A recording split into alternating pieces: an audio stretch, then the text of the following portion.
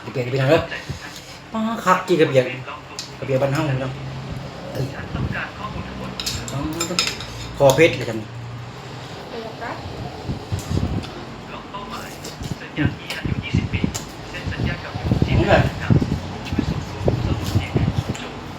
มันตัดมาแล้วนะ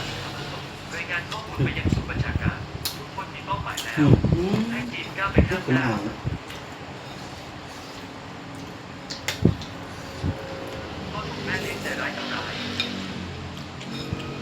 วันนี้ลูกสะใภ้จะเป็นคนจัดการคนแข็งแกร่งจะลงโทษแม่เลี้ยงใจร้ายเพื่อให้พ่อที่อยู่บนสวรรค์ได้สบายใจ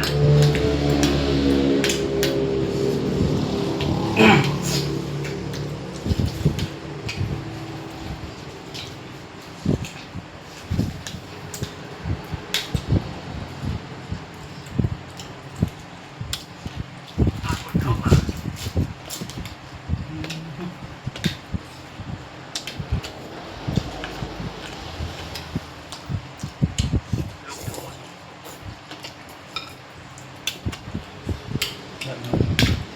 ตัด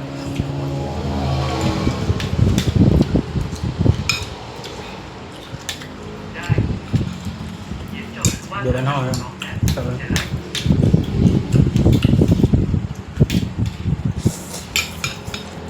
โจ๊กเลือกว่าเธอจะตกหลุมรักคนนี้จริงๆเธอคือฆาตกรที่ทำให้เธอต้องตาย อืม เสี่ยวหยางถ้าเธอยอมควบคุมและยอมรับผิดต่อฉันสามารถจัดการได้ทำให้การตายของเธอเป็นความจริง ลูกโดด หรือผิดพลาดของโรงพยาบาลช่วยให้เธอพ้นจากความเกี่ยวข้องเธอยังทำ ตีบ้านเฮาอีกแล้ว การตายของคุณ มันหกอ่ะ ชอบในเมื่อจะหาคนรับ นี่ แทนก็ต้องเป็น เห็นปะ อย่างที่ ต้องออกกลางมันกิน เห็นแก่หน้าคุณกับฉันจะไม่ บ่ได้ แต่คุณต้องบอกตัวเอง ขออนุญาตเด้อผู้ใดบ่ได้กิน ว่าถ้าคุณอยู่ในประเทศนี้คุณจะไม่มีวันชนะฉัน ใส่เลยพี่น้อง หมอเซียนผมรู้ว่าคุณทุ่มเทกับงานมาก ผมไม่มีใครที่สนิทใจอยู่ข้างกายเลย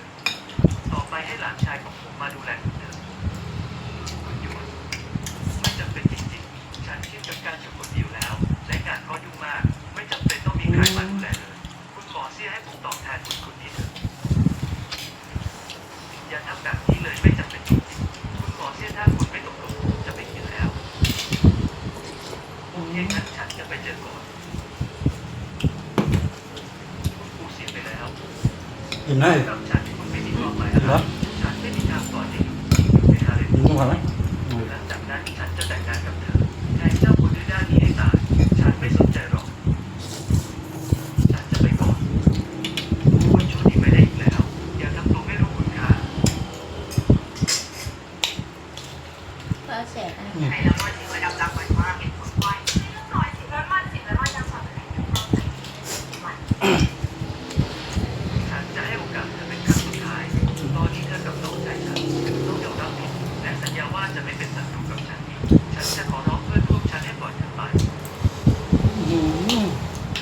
ปีนะ แค่ฉันให้โอกาสเธอแล้ว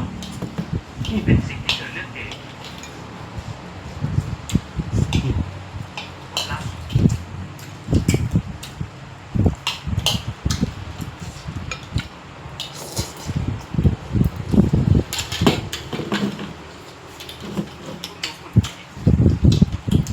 มีนักการเมืองมากข้างนอก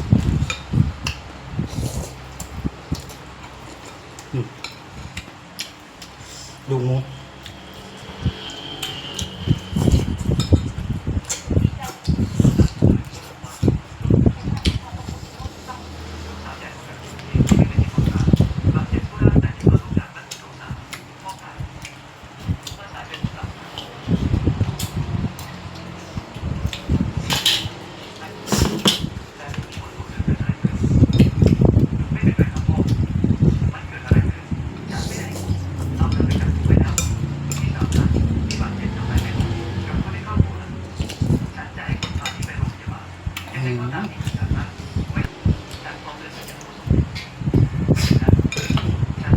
อ๋อคือระยะที่เป็น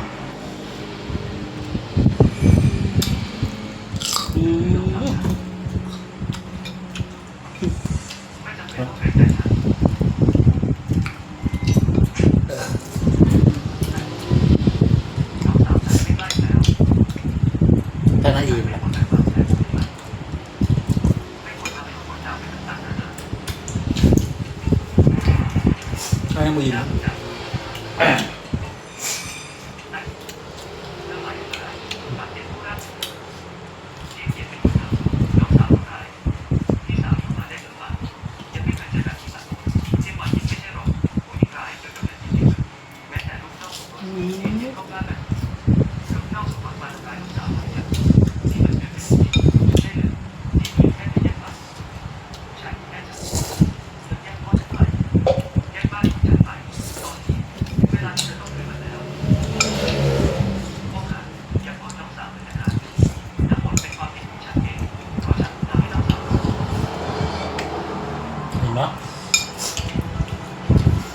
แต่ฉันไม่คิดเลย อยู่ในมือ ว่าลูกสาวจะหาลูกมาทำร้ายฉันยังเป็นสิ่งที่ฉันเป็น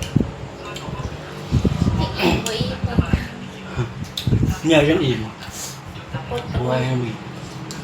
กินไหล ฉันจะเป็นคนอีกแล้ว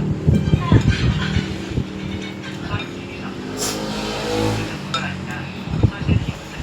ฟังก์ชัน ก่อนคนกินลายไปแล้วน้องเต็มหมดแหละ น้องสาวที่ดีมันก็ช่วยฉันด้วยสร้อยเส้นนี้เป็นที่ผูกให้ฉันมีจุดประสงค์อะไรแต่เกิดอะไรขึ้นพ่อค่ะน้องสาวให้สร้อยเส้นนี้ที่โลกของจริงฉันก็ไม่รู้เธอต้องการอะไรกันแน่มันเป็นรูปภาพส่งหมายมากที่จะช่วยเธอได้ยังไงมาร่วมกันในรายฉันน้องสาวทั้งหมดเป็นความผิดของฉันฉันต้องมีที่เลยนะ มาพี่ครับพี่น้องที่บ้านไม่ได้พี่น้อง